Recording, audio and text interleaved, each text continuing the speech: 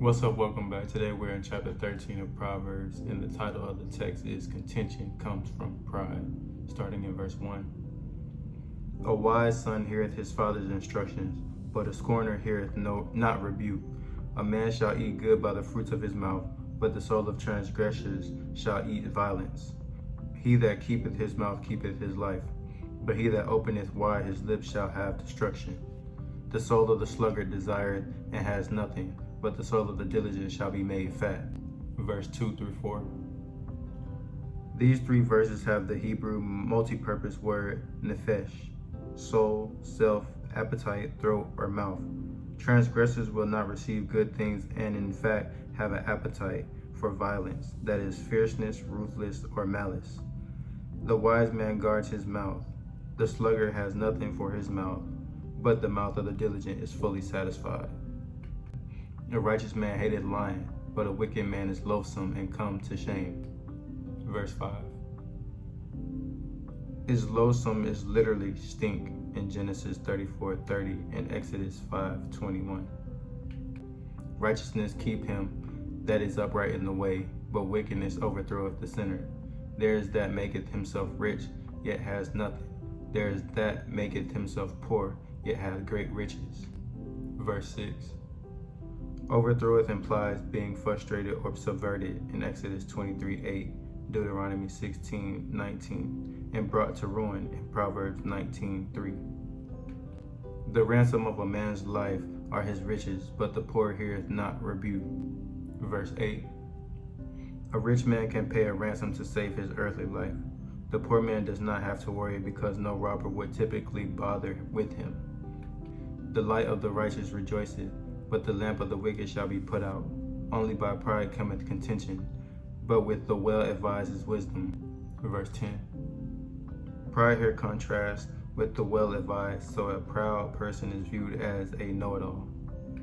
Wealth gotten by vanity shall be diminished, but he that gathereth by labor shall increase. Verse 11. The Hebrew word for vanity here is the same word used in Ecclesiastes. It is literally breath or vapor, something with no substance. Here it means ill-gotten or rashly. The same word is used to say that wealth evaporates and beauty is fleeting. Hope deferreth maketh the heart sick, but when the desire cometh, it is a tree of life. Verse 12. If a person's hope is constantly deferred, he becomes frustrated and loses heart. Whoso despises the word shall be destroyed, but he that feareth the commandment shall be rewarded. Verse 13. The one who despises the Lord's words is always condemned in Numbers 15:31, 2 Samuel 12:9. Be destroyed is literally pledged collateral to it, in other words, be in debt to it. The law of the wise is the fountain of life, to depart from the snares of death. Verse 14. Note the singular and plural nouns. There is only one fountain of life, but there are many snares of death. Good understanding giveth favor, but the way of transgressors is hard. Every prudent man dealeth with knowledge, but a fool layeth open his folly. A wicked messenger falleth into mischief, but a faithful ambassador is health.